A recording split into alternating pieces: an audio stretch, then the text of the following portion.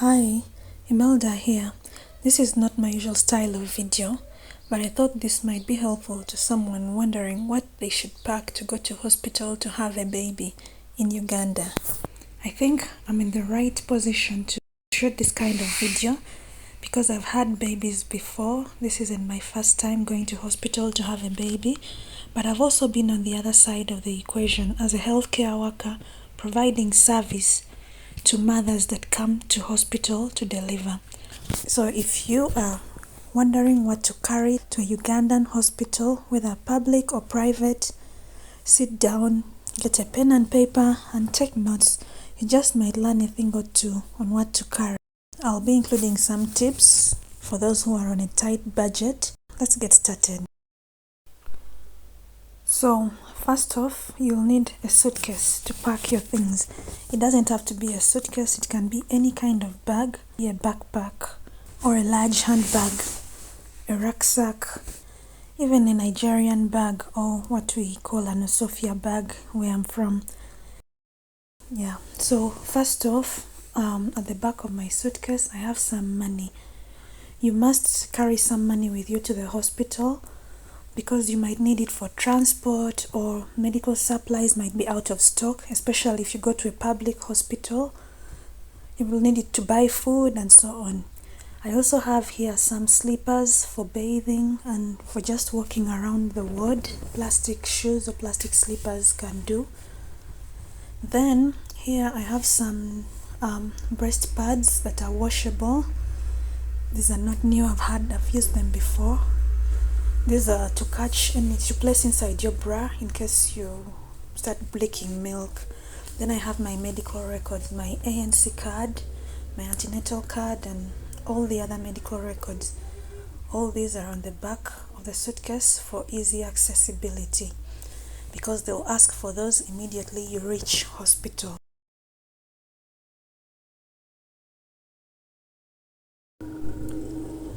So inside my suitcase, it is a bit overpacked. I have baby stuff on one side and my stuff on the other side. So let's start with baby stuff. I have here some sheets. Now you need at least a minimum of 6 sheets, cotton sheets for your baby. These sheets will be used to wipe the baby immediately after delivery, and they'll also be used to wrap the baby up.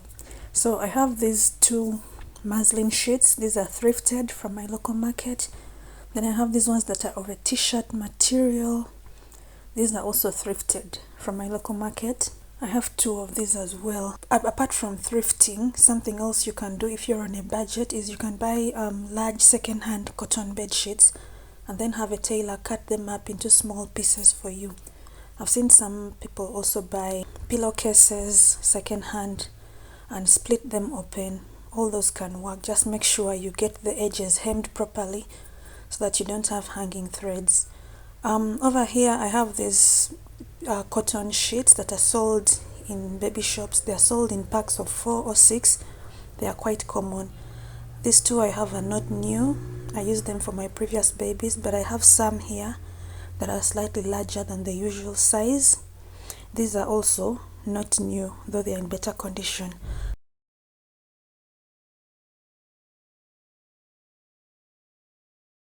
These last 2 are really large and these ones are brand new. I have here about 10 of these light sheets, but you need a minimum of 6 of any type, preferably cotton material.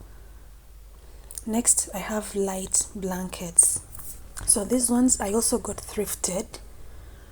This one is of a woven material, and then these ones are this synthetic material. I think it's fleece. So I have in total 3 of these light blankets, 2 fleece and 1 woven. You need a minimum of 2. I have a towel for the baby, for bathing the baby. This is not essential. If you really want to bathe your baby and you have no towel, you can use any of those cotton sheets that I showed you earlier. Then I have these large heavy blankets. I have 2 of these. You need at least 1 because this is to wrap your baby and to keep them warm. This particular one I got it thrifted. I love it. It's really beautiful and warm, and this top part you can close it up to make a hood. As you can see, it's a bit torn. That's the risk that you run with getting thrifted baby items, but other than that, it's in good condition and I love it. Next, I have this other heavy blanket. I'm taking 2 to the hospital. So this one, I bought it brand new, but I've used it for my other babies as well. Yeah, so I have some wipes here. I love Cassons. And then I have a pack of diapers, about 10 pieces. You do not need wipes or diapers necessarily, but you can carry cloth diapers if you want, or any pieces of cloth that you decide to use as a diaper material. Then I have these overalls for the baby. The first one was brand new, and these last 2 are thrifted. So you need at least 2 overalls for the baby. I also have these onesies in case it's hot. The baby can wear these. These are both hand-me-downs from my previous babies. Then I have a hat, and inside the hat I have some washcloths for the baby. I rarely use these, but I'm carrying them just in case. You don't really need these. I've got mittens. I have 3 pairs. These are good to have to cover the baby's hands, because sometimes when you wrap them in a blanket and they are active, their hands come out and they can get cold. And also to keep them from scratching their faces if they have long nails. I have here some socks as well, and an extra hat. Yeah. Then I have here another hat, and inside it I've put 3 pairs of socks. So at minimum, I would say you need at least 2 pairs of socks and 2 hats to keep the baby warm. I also have this chargeable light, and you can switch it from warm to a cool light, and it's really helpful when you're trying to feed the baby at night. So at bare minimum, these are the essentials that you need for your baby. Next is the items you need for mama. First off is this mama kit. This mama kit is government issued. Let me show you what is inside and what is essential and non-essential. So there is this instruction manual, shows you how to use the items inside. I'm not keeping this. There is this plastic sheet. Now this is absolutely essential. When you go to hospital, you need at least 2 of these. These will be placed on the bed when you deliver. It's for infection prevention and control. So you need to get at least 2 of these. This is also a plastic sheet, but it is small and you don't really need this. Then there are 5 pairs of sterile surgical gloves. You absolutely need this because sometimes, especially in public hospital, they run out of gloves and they'll ask you to buy them. This pack also has some soap. I don't like the quality of this soap, so I won't really be keeping it. Then there is a roll of cotton wool. I'll be showing you how to use that in just a moment. And there are 2 small rolls of gauze. I'll show you how to use that as well. Then here is a cord ligature for tying the cord and a razor blade. They don't really ask for the cord ligature, and they may or may not ask for the razor blades, but I'm going to keep all of them. Yeah. So if you do not have a government issued mama kit, this is usually given in antenatal care. If you go to a public facility like I did for antenatal care, you can buy your own mama kit, or you can just choose to buy the essential items like the cotton, the gauze, the plastic sheet, maybe the gloves and the razor blade. So the cotton wool, you can use this as a pad to pad yourself after delivery, because usually after you deliver you keep losing a lot of blood. So I'm going to make a pad right now. I need to clean my hands with some alcohol sanitizer. So I open up the pack of cotton, and then I'll get some of that cotton, just unroll it. I like to make at least 1 or 2 of these cotton pads to use immediately after delivery, and then after about 6 or so hours I can switch to using maternity pads. So here I'm cutting off a piece of cotton with scissors. If you don't do this beforehand, your midwives can help you make this pad at the hospital if they are not too busy. But I like to make at least one to be ready. So I'm going to do that now and keep it in my pack. So I fold the cotton up into a long shape like this. You can fold the edges as well. And then I'm opening up this roll of gauze. So if you're going to be using cotton and gauze pads throughout your postpartum period, then you'll need a bigger roll of gauze, and you might need to add the cotton as well at some point, because the gauze that comes in the mama kit is really small. So I roll it over the pad like this.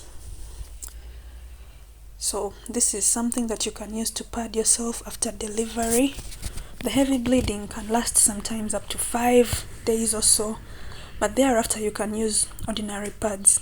So if you cannot afford even cotton and gauze, there is no shame in it. You can get an old t-shirt, for instance, and you wash it up nicely, dry it in the sun, and then cut it into pieces ready to use after delivery. We've seen women who have done that and they have been okay. So another use for the cotton is to clean the baby's umbilical cord after delivery. So you pinch a small bit of cotton like this, and then you dip it in some water that is mixed with salt, and then you use it to wipe around the baby's umbilical stump for a few days until the umbilical stump falls off. You can also buy chlorhexidine gel from a pharmacy to clean the umbilical stump. Other things I've packed for myself are this dress. It has a wide v-neck, so it's good for breastfeeding. And then this other one as well, it also has a wide neck. So you need to make sure the dresses you pack are loose, because after delivery you do not immediately snap back to your pre-pregnancy size. I have here a lesso or a wrapper. You need this because when you become uncomfortable with clothes during labor, you can just wrap yourself in that. You can use it as a towel as well. Then I have this night dress that is really cool. It's a nice soft material, and then you can lift the front part to breastfeed. I got this at some shop in Kampala called Pregnant L. It's really nice, though it's a bit pricey. It comes with this dressing gown as well, so you can save up for it if that's something that you want. I also have one nursing bra. It has a snap in the front that you can open to allow you breastfeed. So I'm packing only one because I'll probably go into hospital wearing the other one. And then in this black cover, I have some 6 panties. So you need panties that are nice and snug so that they can hold whatever padding material you're using. I also have this hair bonnet for my hair. I have 2 pairs of bed sheets. Now most hospitals, especially public hospitals, do not give you bed sheets, so you need to carry at least 1 pair at minimum. I have a pack of maternity pads and a towel. This towel, you can choose to leave it out and use your lasso instead. So in this pack, I've packed some hygiene materials. I have some detergent. I can use that to wash clothes. And then also a piece of bar soap, just ordinary bar soap that I cut in a small piece, also to wash clothes or plates and cups. Because after delivery, your bloody clothes are usually given back to you to wash. The gloves that I showed you earlier, your attendant can use these gloves to wash the bloody clothes, or to give you a sponge bath if you've had a C-section, for instance. Then I have a roll of toilet paper and also some soap for bathing. Some deodorant. I have some toothpaste, some toothbrush. I'm also going to add some Vaseline and some moisturizing lotion. These ones I'm still using them, so I've not packed them yet. And then I have some shea butter in this tin. This shea butter is both for me and for baby. I found shea butter is really good for my babies at the newborn stage. I also have this half slip that I'm going to pack. You can use biker shorts if you're more comfortable with that. It's not really essential, but it's good to have. So this is how all my toiletries will fit back into the packing cube. Here is a list of the bare minimum that you should pack for yourself. On the last day, just before going to hospital, I'm going to add a few things to this handbag of mine. One is my wallet. This contains my ID, my insurance card, because I'm going to a private hospital, my ATM, and so on. I'm also going to add some handkerchief, a charger, and a power bank for my phone. I'll of course add the phone as well. And then I have here an extra lasso. I'm also packing some hand sanitizer,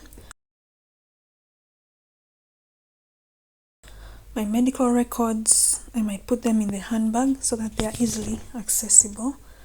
I'm going to add one of these plastic sheets and one pair of surgical gloves so that when you reach hospital, they'll ask you for these things first: the medical records, the gloves, and the plastic sheet. And I'll be ready to go. I also have a blanket over here.